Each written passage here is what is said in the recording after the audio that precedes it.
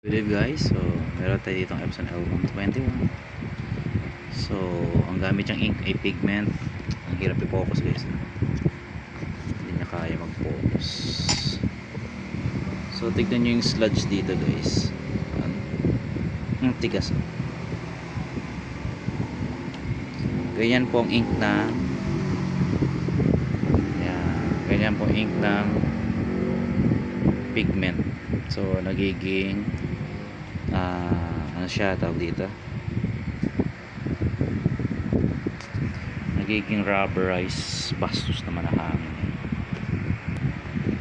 So ayan po siya, nagiging rubberized.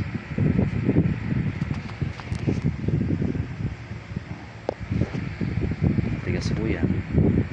Ayan, nagiging rubberized po siya, kaya delikado pag ang gamit natin ay pigment tapos hindi natin siya ginagamit continuous or dye-stock siya kahit 2 to 3 days.